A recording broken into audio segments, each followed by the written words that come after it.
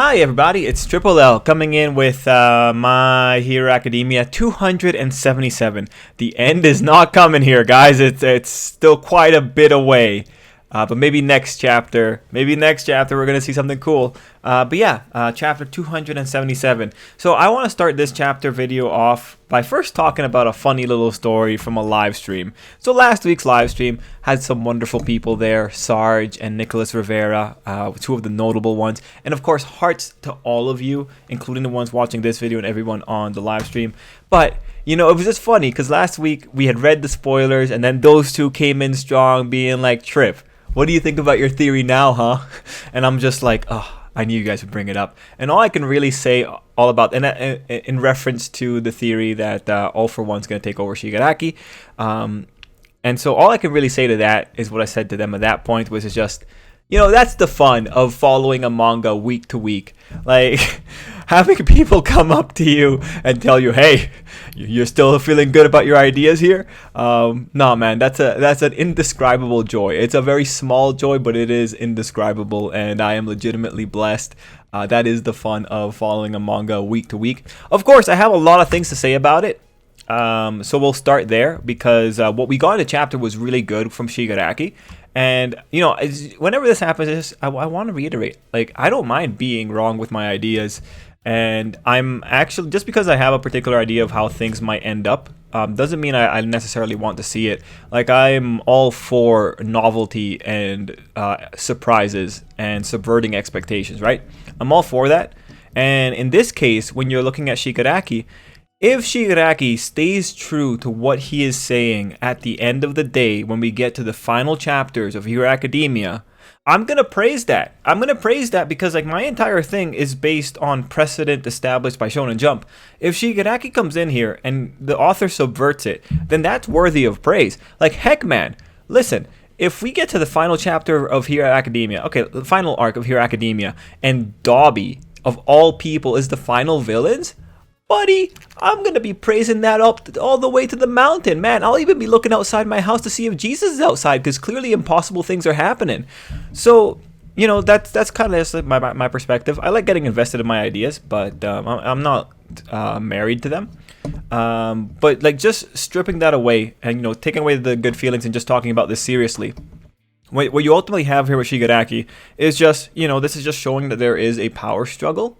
Although there are still some things in the chapter that bring up concerns when it comes to Shigaraki, and I'll talk about those. But legitimately, if Shigaraki goes all the way through and he stays true to himself the way that he set this up here, and he subordinates All For One, because if he subordinates All For One, there is still a parallel that can be drawn when he fights Izuku, because Izuku is going to be all about the cooperation aspect between the vestiges, whereas Shigaraki could just be like, oh yeah, man, I am the boss, right? That's a perfectly fine contrast between the two characters. It still works. It's just, I don't think it's likely, because Shigaraki, right now, it's like, why should I trust Shigaraki when he doesn't even know himself fully? He doesn't.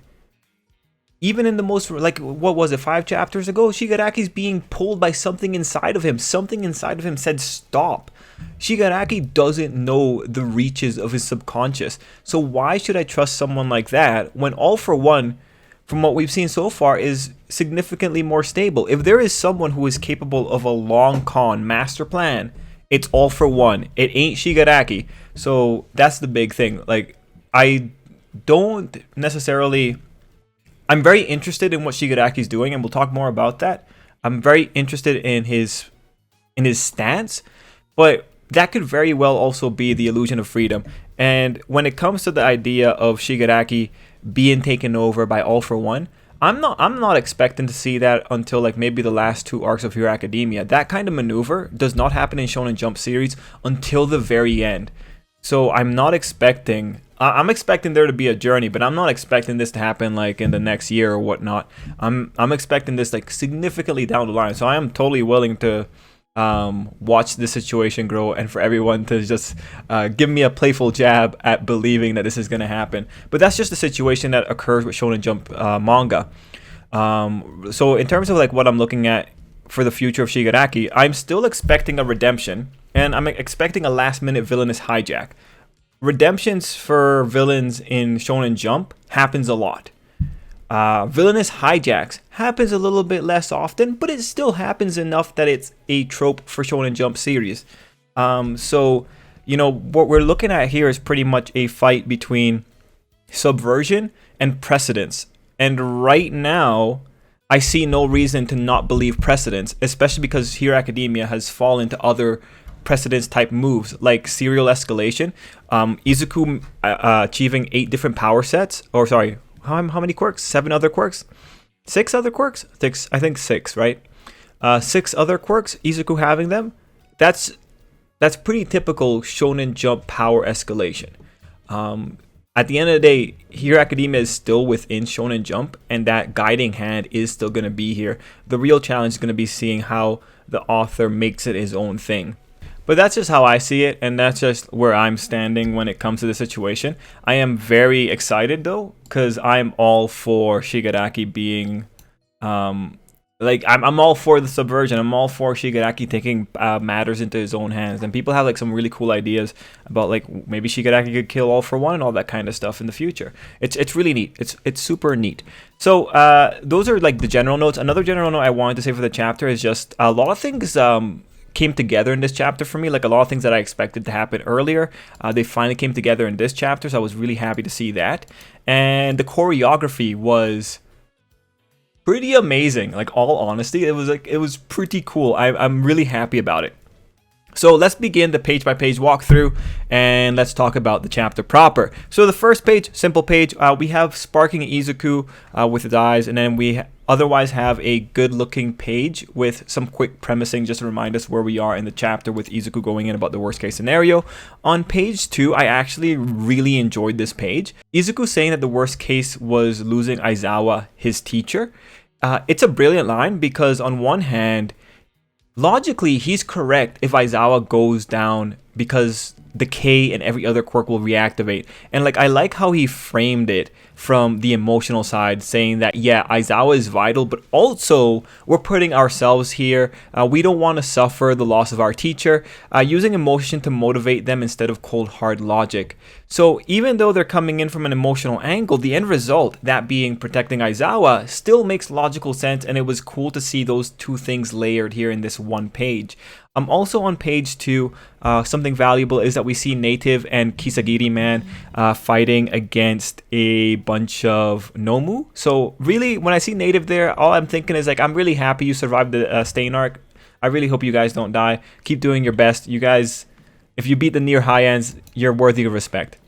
Page 3, we had Aizawa remembering how he told Izuku he couldn't become a hero. And you know, when I see that, I'm thinking Aizawa must have had the thought, whoa, Izuku, you're being such a hero. The only reason that you could have to recall that statement is because you're thinking, oh my god, I was wrong. So it was really cool to see that. That was a beautiful shot. Here, on page 3, you also had the excellent choreography with Izuku black whipping out of the way for the Bakugo follow-up. Really amazing stuff. I'm so happy we get to see that. It's so dynamic. On page 4, we get more teamwork as Shigaraki overpowers Izuku, and then Endeavor comes in for the save. Again, amazing choreography. This is like everything I wanted when you talk about an Endeavor Bakugo Izuku team up. This is what I wanted. This is so cool. Okay, on page 5, I love that the first thing that Endeavor asks is about where's Shoto. Although I gotta say, this panel where he looks away kind of concerns me because that could be an indicator that someone's coming in. But yeah, I sincerely, oh geez, someone's just like lighting up my phone. Anyway, I sincerely hope that Shoto doesn't show up here. It's a little bit too dangerous, I think. The more people we add, the more targets we get for Shigaraki. So I hope he doesn't show up. Now, the author did do something here that was interesting with the art. He had Endeavor look away to another scene, and then he had him return to the battlefield and turn his focus to Shigaraki. So I think just that whole little sequence just expresses how Endeavor had that moment of worry and he refocused. It's very possible that Endeavor might have been worried that Shoto got dusted, and that might be what motivated that particular question. Like he just wanted to make sure that Shoto wasn't dead or anything like that. On page 6, you have Rocklock calling Shigaraki scum, as Endeavor notes that Shigaraki is as sturdy as All Might. And what I gotta say here is that I never really thought about All Might's sturdiness. Like, because in my mind, All Might we were introduced to him as a symbol of weakness in a way. He was a man falling apart, a symbol of a soon approaching expiry date. That's how we met All Might. We saw him behind his smoke. And you know, like, then you go into his fight against the Nomu, and we saw how he was bleeding, and then the fight against All For One, and we saw how much he hurt. So it never really clicked to me that All Might is in fact sturdy, even though he legitimately was, in order to be able to go fist for fist with the Nomu and be able to take the hits that he did from All For One. So that was the experience I had with just that little bit that Endeavor said. So what I ultimately just come out thinking now is, like, is the implication that One For All hardens the muscles or something? I just wonder how, like, the durability comes about. But it was an interesting point. Not really a big deal. It's just, you know, just showing you my thought process as I was reading this. On page 7, you had Shigaraki continuing his assault on Izuku, saying that he needs to scoop up Izuku and get out of there. On page 8, we have an absolutely critical page. I'll be reading from my notes here. First, All For One is coveting his little brother, and I don't recall if I went on the record for this, but I think a good part of All For One's pursuit is that he just wants his only family to be with him. Like, end of series, I think we're going to see some type of message where All For One says he loves his brother in his own weird way. I mean, it makes sense to me. Other thing is that All For One speaks through Shigaraki's voice, just showing how much influence he has. The next thing is, of course, the face crack. So thank God, this crack has to be because of the missing 25% body completion, whatever we want to call that. It looks like his body is unstable and it's starting to show. All I can say is thank God. It's also possible that the regeneration quirk was specifically here to help this along. Now, one thing I do want to show you here is that the throb effect that we got again has the All For One detailing on it, right? Which seems to me to imply that the throb, that All For One might have been the thing that caused the shred to appear. But it is cool that the author keeps using the special throb to tell us that's All For One talking. Also worth pointing out that this whole page confirms that erasure does not affect the vestiges. So just really good to have that confirmed. Or, you know, the vestige communication. Anyway, on page 9, Shigaraki, because of that voice, or because of what he just said, realizes what's going on. Now recall, because this is something I'm going to bring up later, it took All For One speaking out loud for Shigaraki to notice the impulses in his mind. Like, keep that in mind. Anyway, on page 10, we have Shigaraki giving us a very interesting observation, how the Lord of Evil was beaten by one man. So, you know, on paper, Shigaraki's right. It doesn't look super impressive, but this is where we once again have to remind ourselves, people are not born equal in My Hero Academia's world. All For One was beaten by the power of a guy packing 7 other generations of hurt within him, who incidentally also received assistance from other people during that fight. The assistance being providing the environment where All Might could focus, or could afford to focus on All For One only. For me, Shigaraki's mentality on this one seems kind of immature, naive, a little bit sensational. Like, even in our world, people are fragile, right? All it really takes is one bullet to kill someone.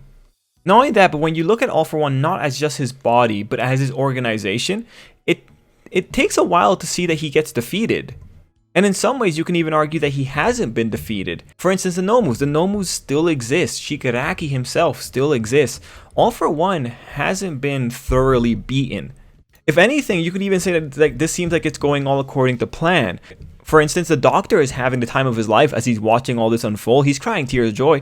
All For One, what I'm left thinking is that All For One, he lost a battle, but the war isn't over.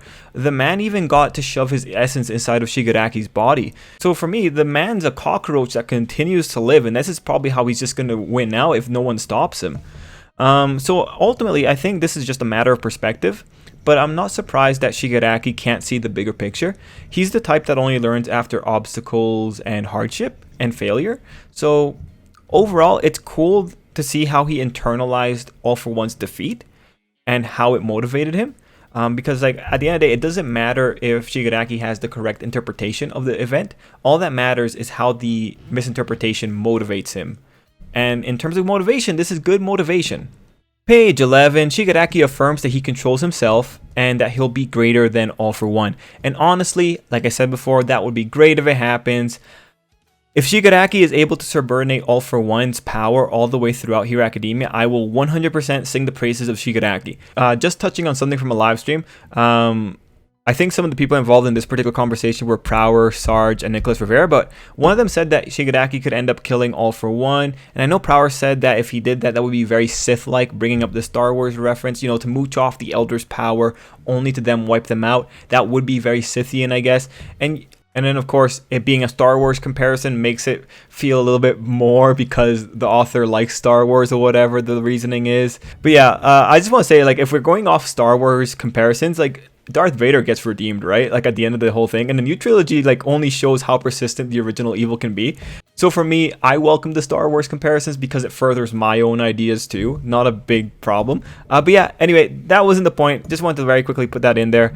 I love that Shigaraki took control of himself, but I find it funny that the kid that was groomed and manipulated into being what he is currently says he controls himself. Like that is pretty funny. It's pretty ironic. But again, I am all for him pulling it off and walking the walk, so to say.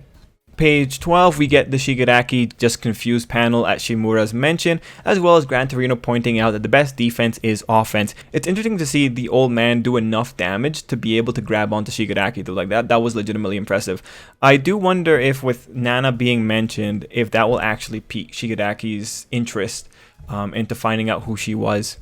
Page 13, we get to see Gran Torino go buff as he's about to punch Shigaraki, and all I can say is like, holy god, man. Like, most valuable senior, man. Most valuable senior. This guy, if he survives this guy's going to be a legend. This man has tangoed with so many dangerous people. Oh my gosh. Anyway, page 14 to 15, we have Shigaraki continuing his dogged pursuit of Izuku. Now think about that. Why is Shigaraki still going after Izuku? May it be because Shigaraki trusts his master's judgment when his master's voice is saying that going after One for All would be worthwhile? Possibly, he could just very well trust the guy. But now think this. If I'm All For One, am I going to be upset that Shigaraki is still doing what I want? See, if I'm All For One, what that little spat with Shigaraki teaches me is, hey, instead of opening my mouth, I'm just gonna gently nudge. There's no need to be overt. Just take it one day at a time. Like maybe tomorrow, I nudge him towards the Lucky Charms instead of the cornflakes. And maybe the next day, I make him tuck in his shirt, make himself a little bit more presentable, you know, instead of just making him wear a suit. We start with the shirt tucking, and then just silently over time, we just slowly turn Shigaraki into our own little twisted image of ourselves. Because that's what we've been doing from the very beginning, right? So why stop now? Honestly, there's nothing stopping All For One from playing the long game. Maybe the Vestige can't do it because the Vestige can't think for itself well enough. But if All For One ever gets in there, it wouldn't be that hard for All For One to like gently nudge the guy. The guy could play the long game. He has the patience to pull it off.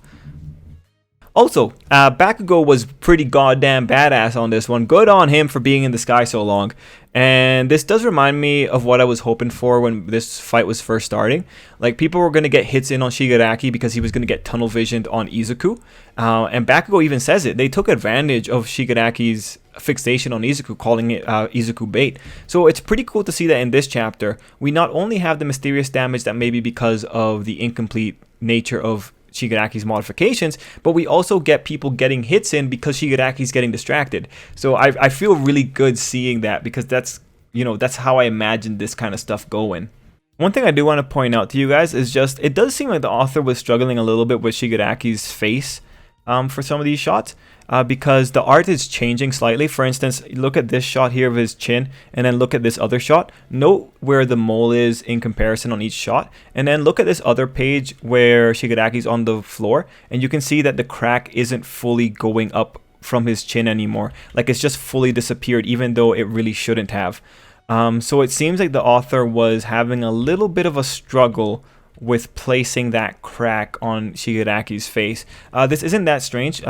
Scars on characters or damage on characters typically is something that gets mistaken in the hecticness of a week-to-week release.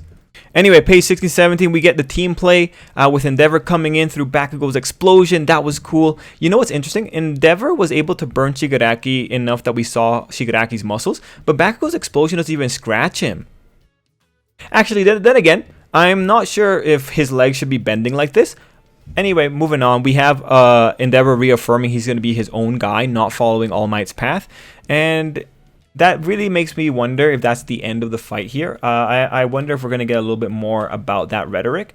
But I ultimately just end up wondering how much damage did Shigaraki take. Anyway, at the bottom of page 17, we're being told that at that moment something was happening over at the other side. So page 18 and 19, so small details first. Fourth, or is it fifth kind? Well, the guy that was Kirishima's first mentor is here, and Skeptic seems to be on Gigantomachia's back. So this is good so far. I'm glad to see that Skeptic was involved in the runaway. And I think it's Skeptic. Like, he's clearly holding on, but it looks really weird. Like, where's the legs? And you see Dobby up here, and like, is Dobby about to knock him off?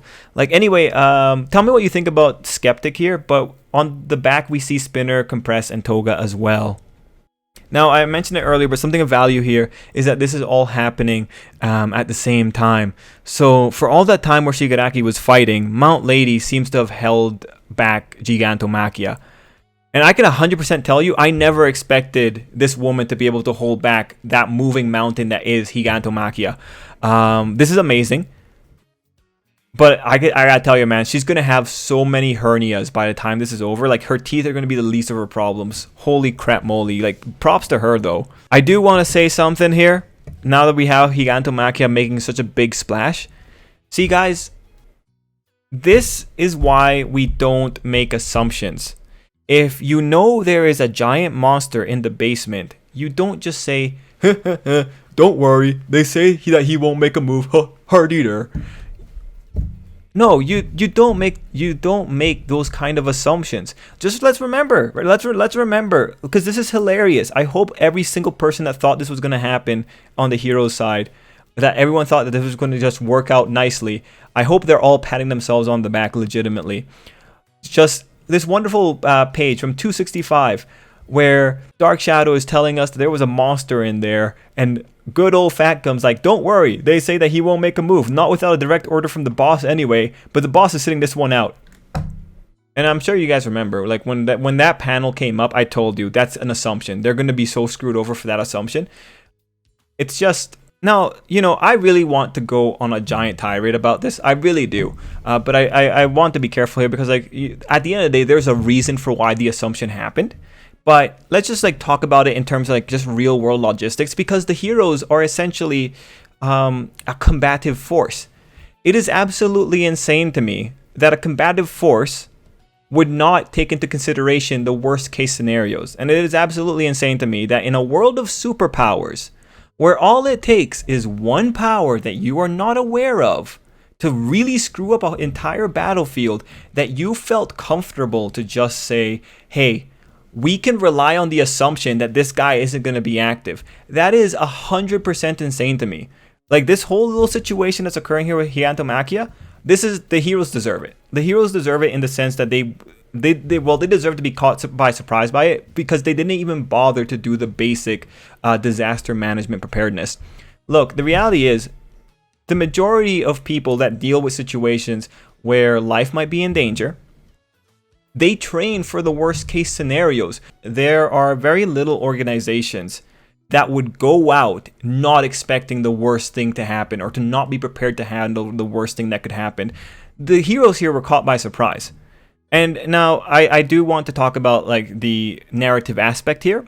The reason the assumption happened is because it needs to happen in order to create a situation where Gigantomachia wasn't a target that was going to be neutralized. Because if the heroes have to go in to neutralize Gigantomachia, it changes the dynamics. For one, Tokoyami probably wouldn't lock them in. They probably would have had a group of heroes specifically beelining to get rid of Gigantomachia. But no, even though they knew that Gigantomachia wiped out an entire mountainside, they decided to leave him sitting there because the author needed this particular situation to happen. And you might say, the heroes couldn't do any better. And that is a legitimate concern. And you know what? if you were to say that the heroes couldn't do any better, I'd agree with you. I legitimately agree with you because this follows a theme that we have with Hero Society. Like Gran Torino brought it up last week. You know, what's the point of an oversaturated Hero Society if we can't take down one guy? Well, that just reveals it. Like the Hero Society organizational structure is absolute shit. It sucks. It legitimately sucks. This is good because it shows them you guys are going to be risking your life and you're not taking into account the worst case scenarios. You're all just fighting here. Like how much training do you guys actually get? Like how prepared, how many plans do you guys go over before you actually just jump into like fighting a bunch of villains at their house? Like how many contingencies did you develop for this whole operation? Probably not much, because one thing that we've learned is that the hero organizational structure is just terrible all around. It has a lot of places where it could probably use improvement. But at the end of the day, the thing here is that making the assumption that Gigantomachia was not going to be a factor, that could have been fatal. That could have killed multiple people. I hope the heroes like go back to the drawing board and they don't make stupid assumptions like that ever again. Because clearly they're wrong when they make their assumptions. Hopefully, whoever told them that this wasn't going to be a thing, and whoever told them to not plan for like this contingency, hopefully they have a nice little powwow about that. Just because this is pretty funny. But again, we already talked about it. In terms of the narrative, what ended up happening here is that the author had to he needed something to happen in this particular way, and the sacrifice for that happening in that particular way is that he had to make the Hero Society look really stupid. That's the trade-off. In order to get this kind of event going on right now, you had to sacrifice the intelligence of the characters.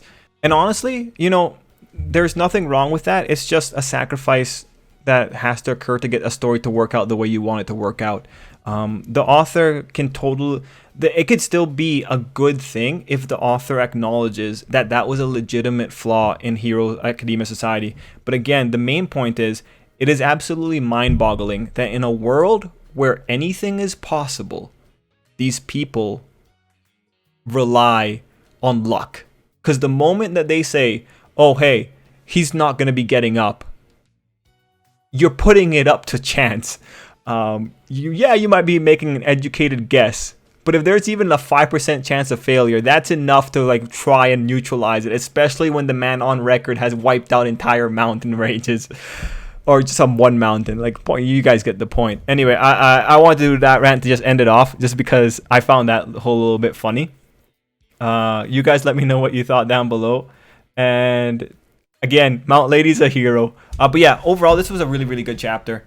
And in case anyone just doesn't understand, like, the whole thing with Gigantomachia, the only thing that this whole thing really just shows is that the heroes shouldn't be making assumptions. And I don't think anyone can say that's an incorrect statement or an incorrect conclusion to draw from here. If they didn't make assumptions, they could have probably have tried to like neutralize this a little bit better. Anyway, everyone, let me know what you thought down below. And until next time, I hope you have an absolutely great day.